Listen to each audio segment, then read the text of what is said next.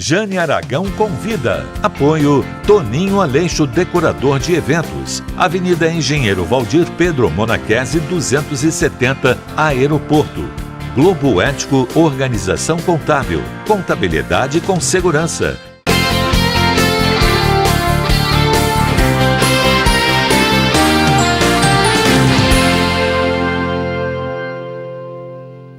Olá, estamos começando mais um programa Jane Aragão Convida. E hoje, nosso convidado, Dr. Rodrigo Miguel, isso? Ai, que chique, prazer é meu. Muito obrigada por você ter largado tudo e para a gente gravar esse programa, né? É um programa bem descontraído, porque todo mundo conhece o famoso, mas aquela criança... pequenininho, se era levado, tem uma cara de ter sido muito levado, mas eu deixo que só a mãe resolve, entendeu? Mas a gente quer passar para a comunidade de fora, que por pior que seja criança, ou por melhor que seja criança, não importa que seja na infância, se a gente tiver um sonho ou tiver um ideal, a gente consegue, né? Então isso é muito importante.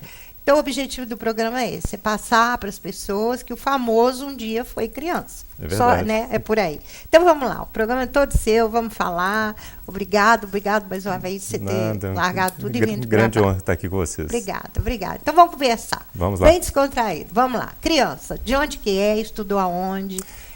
Gostava de estudar? Gostava de bagunça? Então, de que você gostava? Eu sou Juiz de Forano, nasci aqui, mas fui com poucos dias para Belo Horizonte. Tá. Aí, em Belo Horizonte, minha infância foi lá. Né? A infância e o início da minha adolescência foi em Belo Horizonte. Né?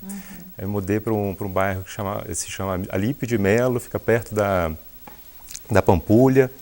Então, convivi lá naquele Belo Horizonte tranquilo de antigamente. Belo Horizonte, né? Light, gostoso, né? Quando a gente chegava ali, eu não sei se você se lembra, se você teve a oportunidade de discernir isso. Quando a gente chega ali na entrada, que a gente olha à esquerda, aquilo realmente é um Belo Horizonte, né? Que horizonte maravilhoso, né? O nome foi perfeito, né, para a cidade, né? Uma cidade muito gostosa. Inclusive, o entardecer, né? Eu já fiz muito curso em Belo Horizonte, inclusive quando eu representava a OAB também, então a gente ia muito a BH, muito.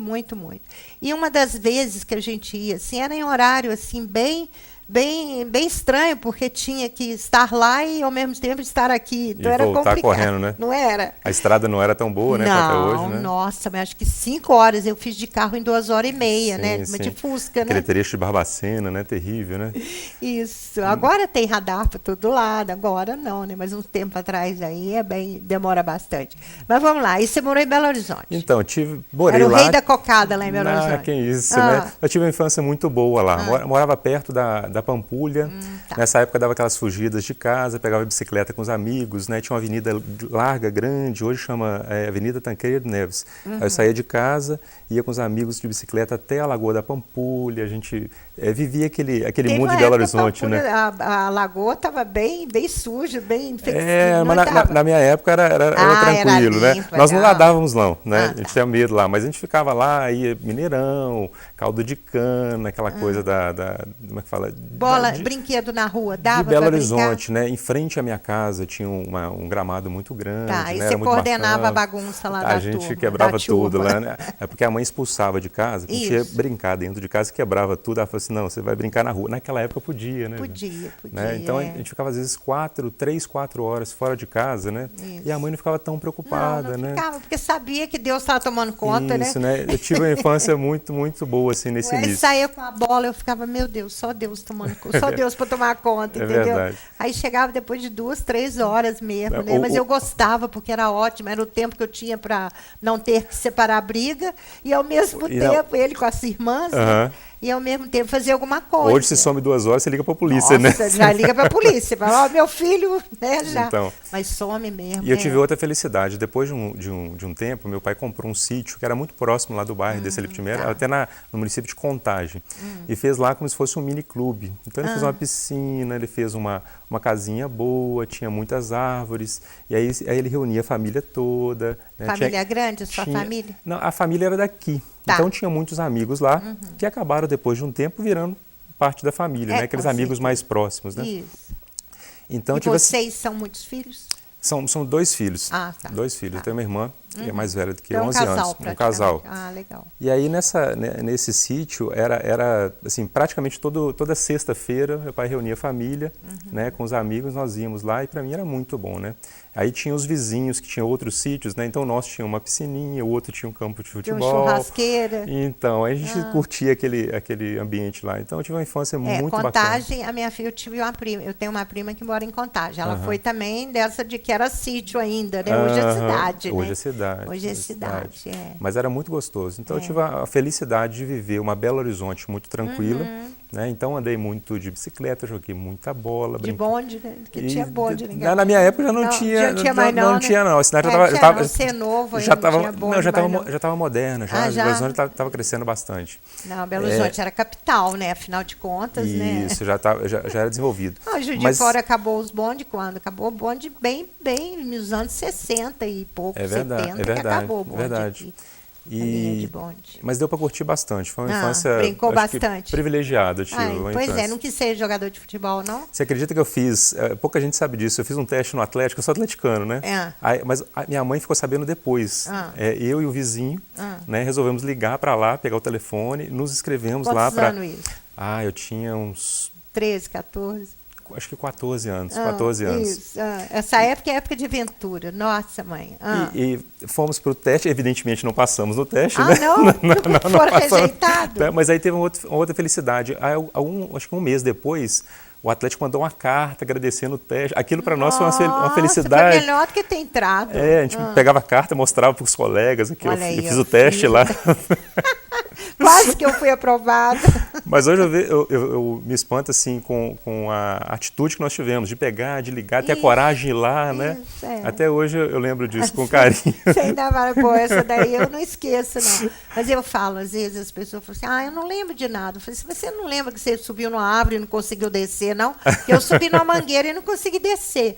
Aí comecei a chorar lá em cima e gritar. A mamãe falou, você subiu, você desce. Se não é minha tia levar uma escada lá, eu estava na mangueira até hoje. É verdade. Nessa época do sítio, me vem a lembrança aqui agora, nós saímos do sítio, a desculpa era nós vamos na casa do sítio vizinho, né? E de lá a gente sumia, ia pescar, ia andar para outros lugares. Já tinha programação feita? Já tinha. E teve uma vez que nós entramos num sítio de uma pessoa, mas sem saber, não tinha cerca, né? E quando nós percebemos, do outro lado estava um senhor com uma espingarda na mão. Na mão que usava e muito. falando assim, o que vocês estão fazendo assim? Eu lembro que Jesus, foi um terror. Assim, vocês estão correndo até hoje. Minha mãe, ela vai ver no programa isso, que a gente não conta isso. Não pode contar. Você fala, mãe, tem uma surpresa no programa, mas só não olha não, só fecha o olho. Aquilo foi mentira. Tá? Seu filho quase tomou um tiro. Seu filho quase tomou um tiro e não ia chegar em casa. Mas quando é adolescente, criança, a gente não tem a menor noção dos perigos, né? Não tem, a gente não calcula o perigo, a gente não avalia o perigo, né? Olha, seu papo é uma delícia, mas eu vou pedir um intervalo. Já retornaremos. Não saia daí, é um minuto só.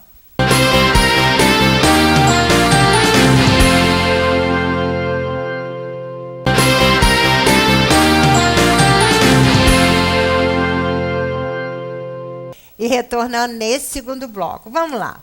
Aí já adolescente, né, 15, 16 anos. O que você aprontou aí nessas daí de 15, 16 anos? O sítio continuou muitos anos? Não, continuou muitos anos. Aí a minha adolescência não foi tão bacana como foi a infância, né? Não? Mas com a infância dessa? Aí meu pai teve um acidente lá em Belo Horizonte, ele ficou acamado por muitos anos, a família sofreu bastante com esse período, né? E foi justamente o período do início da minha adolescência. Então, toda a família ficou envolvida na questão do tratamento, do acompanhamento, né? Minha mãe, assim, foi super dedicada a isso, né? Também vai definhando também junto, né? Então, a família toda adoece, né? Com certeza. Eu brinco com ela que eu falo que ela pode matar umas 10 pessoas na rua que ela vai pro céu do mesmo jeito, né? Porque ela purificou todos. Ela foi tão bacana, né? E meu pai realmente merecia, né, toda a atenção e carinho dos filhos, né? Mas foi um período... Seu pai era o quê? Meu pai era advogado e contador. Super ativo.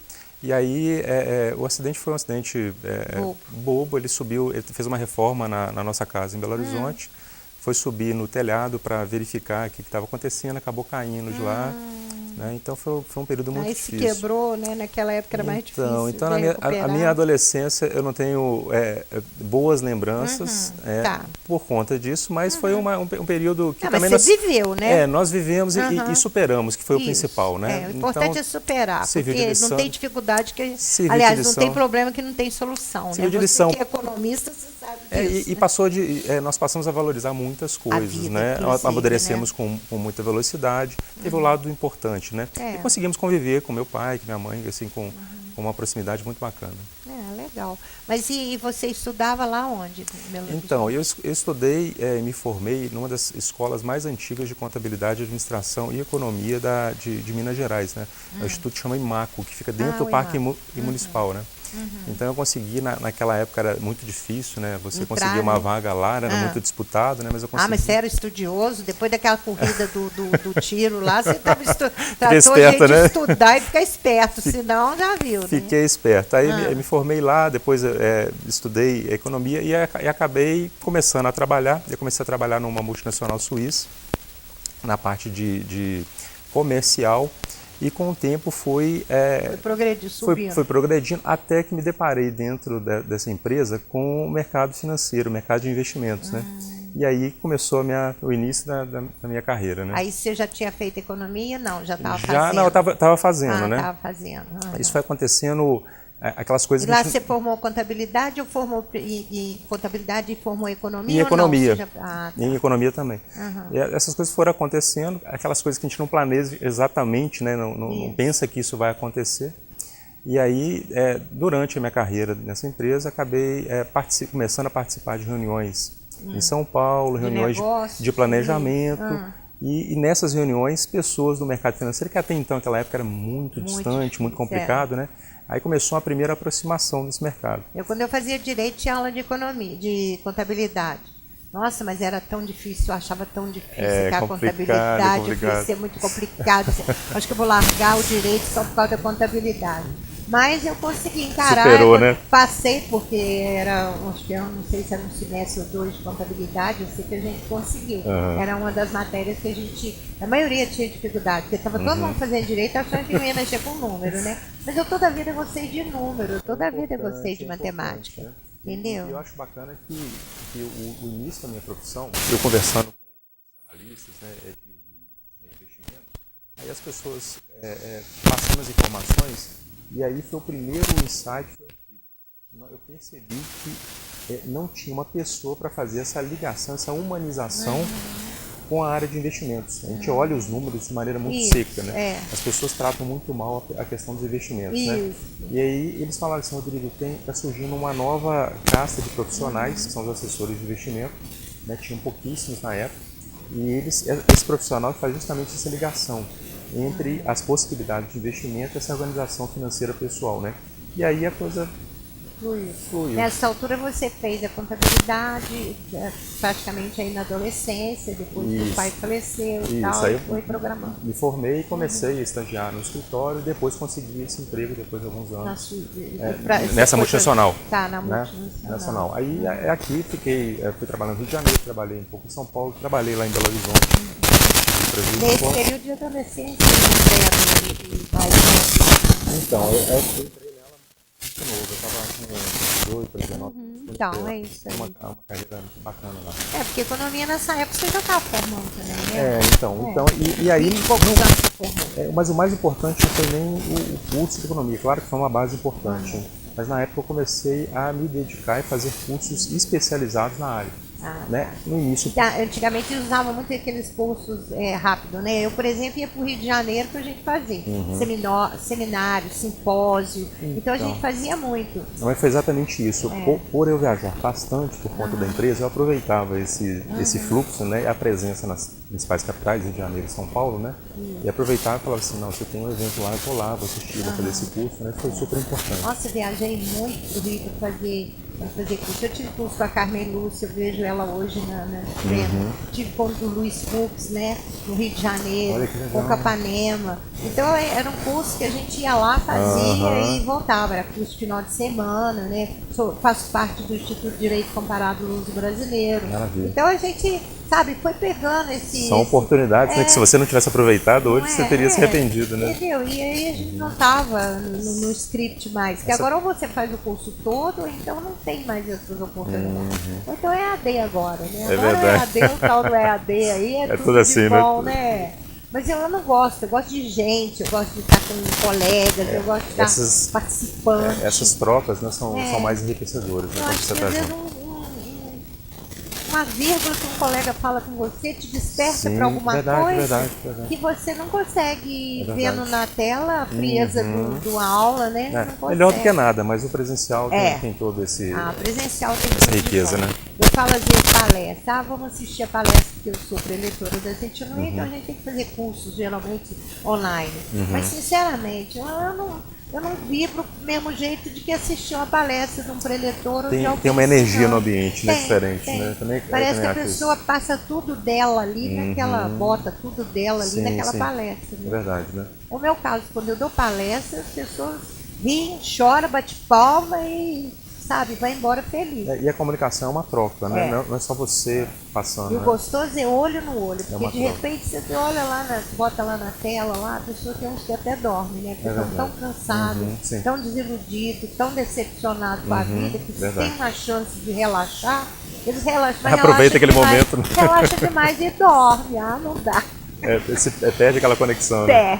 Perde. Rodrigo, olha, o papo tá bom, mas eu vou pedir um intervalo, já retornarei. Não, saia daí, é um minuto só.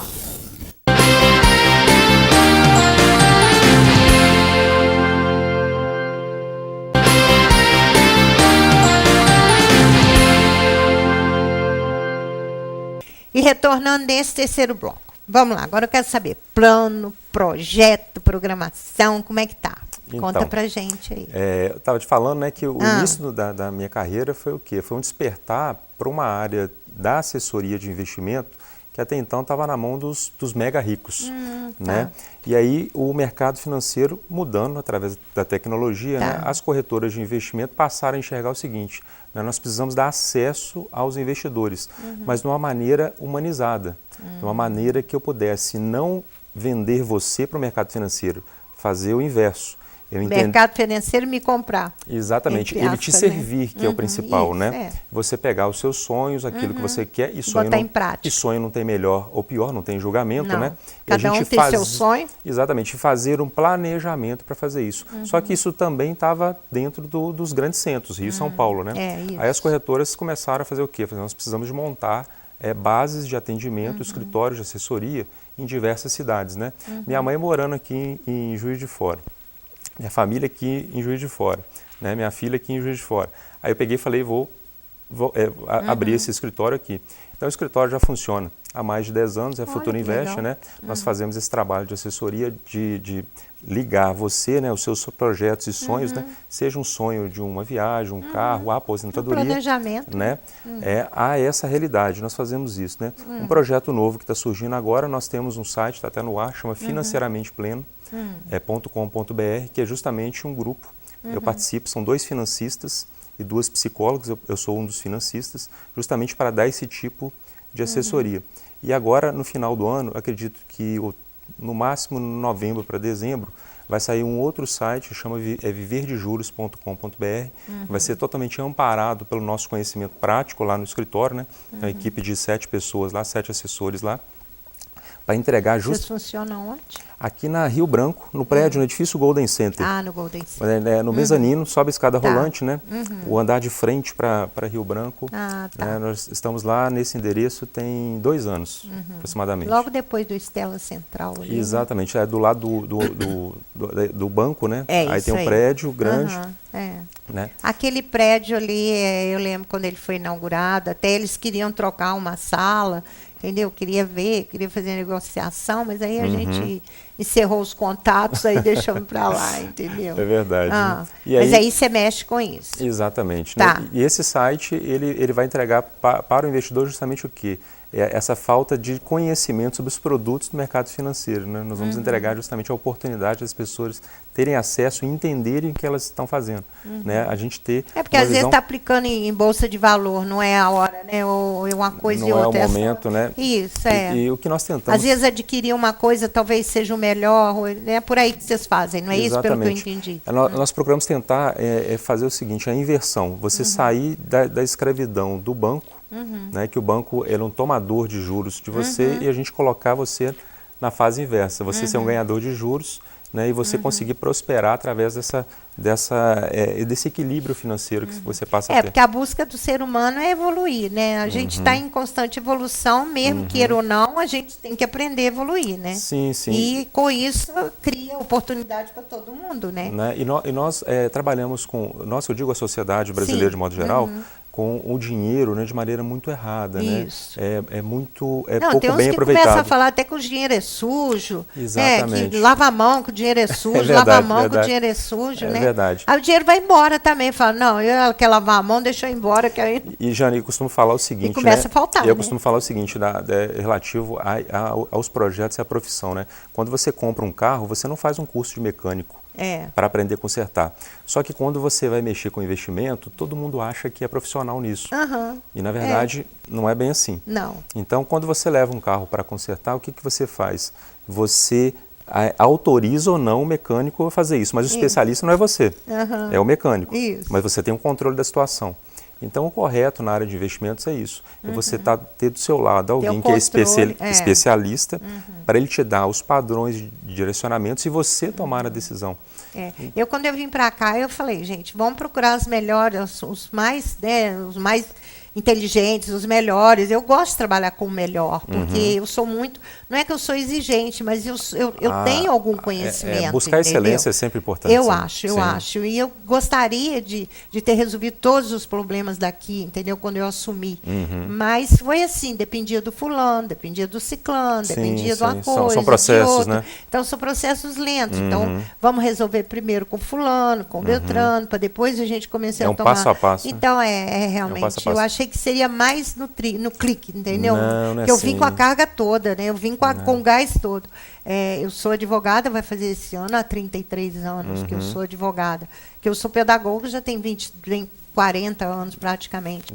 Então, eu fiz isso depois, né? E que a gente tem o PIO2 já tem 5 anos. Então, a gente sempre trabalhou nessa Mas o principal é vocês começaram, né? Tem que dar o primeiro passo, né? Tem que enxergar o problema e atacar ele, é verdade. Tem que buscar. Esse não está servindo, então vamos desligar e a gente busca um melhor do que aquele. Que faz assim, eu já não quero um que faça mais. Verdade. Tá entendendo? E a gente passa a ter uma visão geral da coisa. Sim, verdade. Né? E controlar o todo, porque a minha função é controlar o todo. Não deixar o barco afundar, né? Pelo menos ir tampando os buraquinhos do barco enquanto tiver tempo. E para isso é sempre é importante você estar rodeado de pessoas que possam te ajudar de verdade. E que saibam. Faz muita diferença. Tem que ter vontade também, né? Porque uma coisa é eu estar aqui vendo as coisas e outra é eu estar longe. Né? Se você está longe, você não está vendo. E seja o processo financeiro, administrativo, o foco tem que ser no ser humano, né? Você tem que olhar o entorno, né? Aquilo que está acontecendo com aquela pessoa, né? Aí depois você parte daquilo para um plano de resolução. O ser humano feliz, ele produz mais, ele mesmo se enriquece, ele mesmo se aperfeiçoa, um círculo virtuoso, ele busca né? conhecimento. Então, eu acho assim, eu respeito muito o ser humano, respeito muito a individualidade de cada porque cada um tem um desejo, cada um passou por um problema, cada um teve Concordo plenamente. Uma vivência. Concordo. E isso eles trazem para o trabalho. Sim. Então, ao trazer, você tem que amenizar aquilo. Aqui não é a sua casa, mas também não é um lugar distante da sua casa. Sim, você traz um equilíbrio dessa relação, né? Eu faço isso. Você não deixa de considerar a pessoa como indivíduo, né? O tempo todo a gente passou a fazer isso e desde que eu entrei aqui, sabe? Eu tenho assim um relacionamento muito grande com todo mundo, respeito todo mundo. A gente percebe no clima da casa. E a gente vê que todo mundo, sabe, por pior que esteja, ainda está tendo um sorriso. Sim, porque tem um clima, né? Tem um clima tem mínimo, né? Porque tem lugares que as pessoas tem uma estrutura grande e não tem um clima grande, né? E você tem que ter as duas coisas, né? Você tem que criar uma estrutura... Tem que criar um equilíbrio, né? Uma balança, né? Exatamente. Não é à toa que eu sou de Libra, né? Nós somos de Libra. Nós somos de Libra. O meu é 28 e o seu? 18. Então tá bom. Então você não é de Libra, não, você é virgem. Não, sou de Libra. É virginiano. Olha, virginiano, até 22 é virginiano. O Érico, você é 21, é 18 de outubro que eu nasci. 18 de outubro. Mas você não falou. Meu é setembro, já é setembro. Você fala assim, eu tô com signo errado.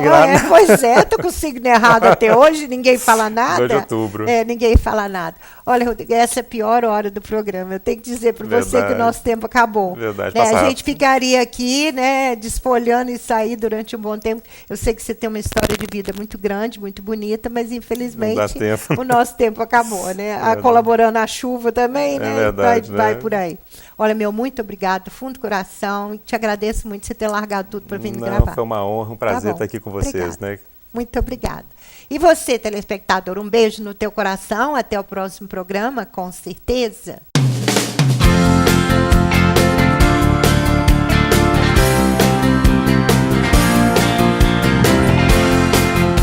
Jane Aragão convida. Apoio Toninho Aleixo, decorador de eventos. Avenida Engenheiro Valdir Pedro Monachese, 270, Aeroporto. Globo Ético, Organização Contábil. Contabilidade com segurança.